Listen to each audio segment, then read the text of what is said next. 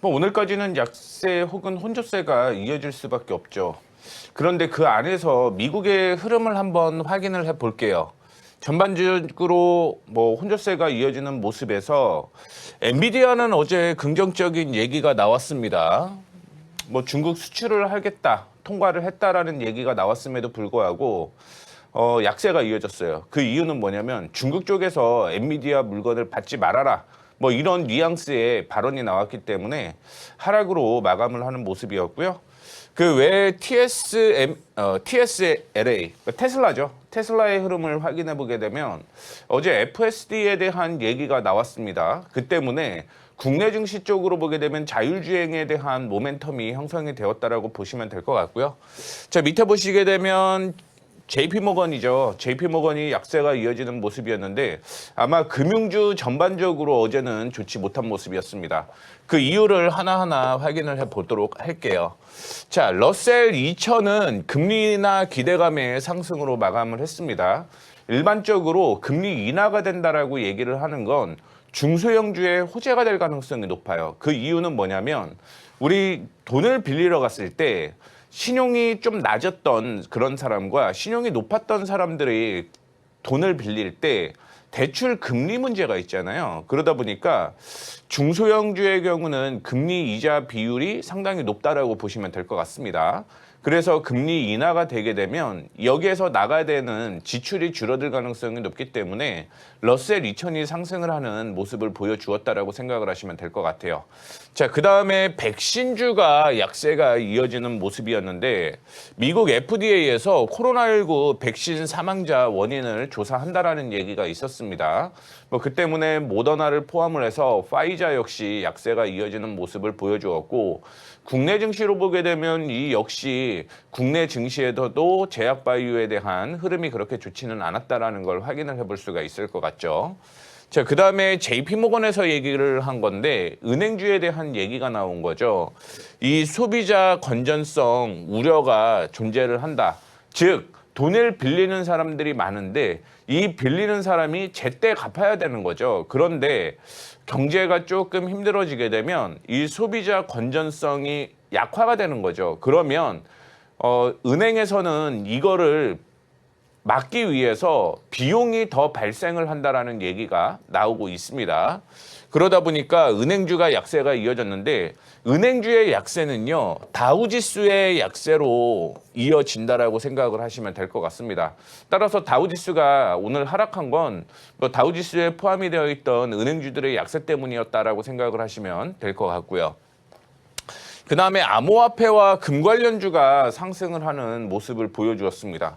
자, 암호화폐는요, 아시다시피 위험자산으로 구분이 되는 거고, 금 관련주의 경우는 안전자산으로 이슈가 되는 모습인데, 이게 지금 동시에 올랐다라고 하는 건 물가가 계속 올라갈 수 있다.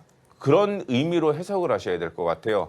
그래서 특히 금 관련주 이슈가 되게 되면서 국내에서 이슈가 되고 있는 게 있죠. IT센 글로벌이라는 종목이 오늘 상승을 하고 있는 모습인데 금거래소를 보유하고 있죠. 그러다 보니까 미국에서 이슈가 되는 종목들은 국내에도 영향을 미칠 가능성이 있기 때문에 미국 시장의 뉴스를 체크를 해 보셔야 되는 걸 얘기를 해 드리도록 하겠고 꼼꼼하게 한번 체크를 해보세요. 어떤 테마가 상승을 했느냐에 따라서 국내에도 이런 이슈가 계속적으로 반영이 될 가능성이 높다라고 보시면 될 것 같습니다.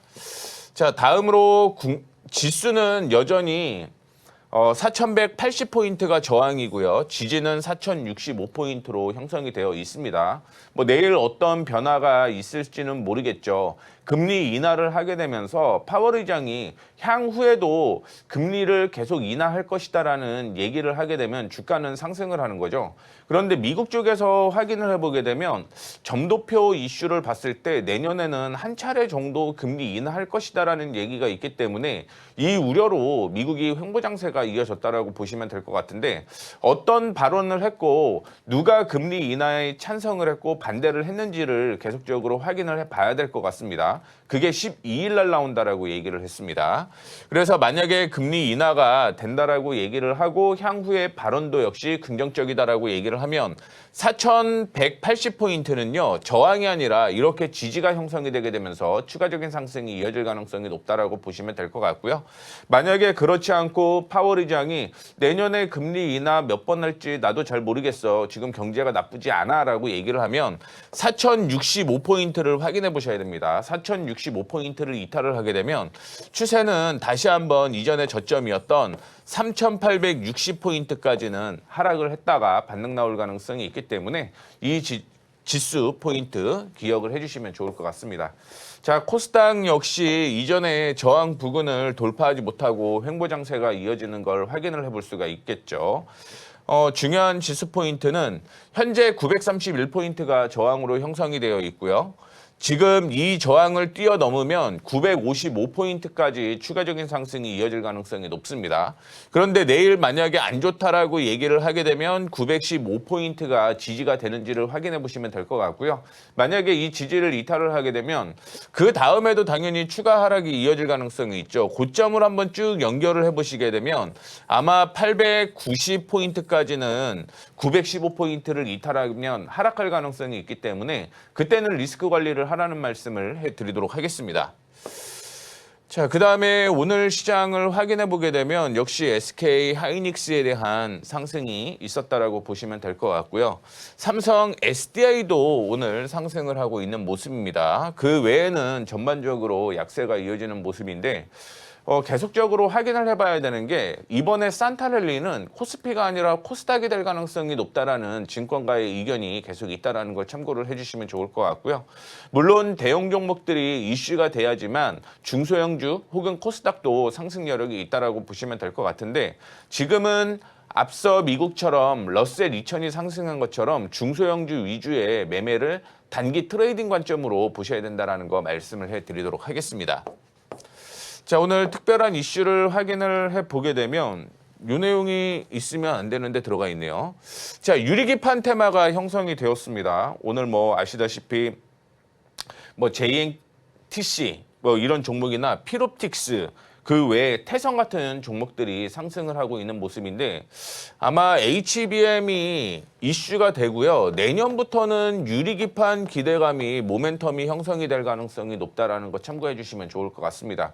물론 실적이 나오지 않는 종목이긴 하지만 4분기부터 실적이 나오는 PCB 업체들이 상당히 많아요. 그리고 내년에 삼성전자에서 올해 출하량 대비 3배가 늘어난다라고 하면 당연히 기판 관련주는 이슈가 될 수 있다라고 생각을 하시면 될 것 같습니다. 이 기판 관련주 중에서요. 가장 실적이 뛰어난 종목들을 제가 체크를 해놨으니까요. 아래 확인해 보시게 되면 공부방 들어오시는 방법이 있습니다. 오늘은 제가 PCB 업체 중에서 실적이 잘 나오는 종목들을 2시에 공개 방송을 통해서 언급을 해드리도록 할 테니까 이 점 참고해 주시면 좋을 것 같고요. 자, 그 다음에 삼성 SDI가 북미의 2조 수주 이슈가 또 있었습니다. 얼마 전에 테슬라 모멘텀, 벤치 모멘텀이 있었죠. 이번에 삼성 SDI에서는 또 북미의 2차 전지 수주에 대한 얘기가 있었는데 참고로 하나만 얘기를 해드리자면 2차 전지는요. 지금 미국 기준으로만 확인을 해봤을 때 전기차 수요가 줄어들기 때문에 이런 부분이 문제가 좀 있기는 합니다. 하지만 향후의 장기적인 모멘텀으로는 ESS에 대한 모멘텀 외에 로봇에서도 역시 모멘텀이 형성이 된다라는 얘기가 나오게 되면서 주가가 상승을 하는 모습이었고요. 뭐 오늘 강원에너지라든가 혹은 레이크 머티리얼즈, 뭐 상신 EDP, 신흥 SEC 이런 종목들이 상승이 지속적으로 이루어지고 있다라는 걸 얘기를 해드리고 싶습니다. 자, 그 다음에 어제 테슬라 완전 자율주행이죠. FSD 이슈가 나오게 되면서 오늘 관련주들이 일부 상승을 하는 모습을 보여주었다라고 생각을 하시면 될 것 같고요. 마지막으로 반도체주가 상승을 하는 모습이었는데 뭐 삼성전자 이슈가 있고 그 외에도 어떤 이슈가 있냐면 오늘 또 오라클과 함께 실적이 발표가 될 가능성이 있고요. 내일도 역시 브로드컴 이슈가 있다라는 거 참고를 해주시면 좋을 것 같습니다. 다음 주까지는 아마 이 반도체의 모멘텀이 종목에 의해서 움직일 가능성이 상당히 높다라고 보시면 될 것 같고요. 제가 다음 주에도 한 번 더 언급을 해드리겠지만요. 마이크론 테크놀로지의 실적이 다음 주에 있어요. 그렇기 때문에 반도체주 그런 이슈에 의해서 상승 여력이 충분히 있다라는 걸 참고를 해주시면 좋을 것 같습니다. 이렇게 제가 매일 여러분들께 언급해 드렸던 내용에 대해서 조금 더 자세하게 듣고 싶으신 분들은 아래 보시면 공부방 들어오실 수 있죠. 2시에 공개 방송을 통해서 이런 세부적인 내용에 대해서 언급을 해드리도록 할 테니까 들어오셔갖고 많은 공부하시길 바라겠습니다.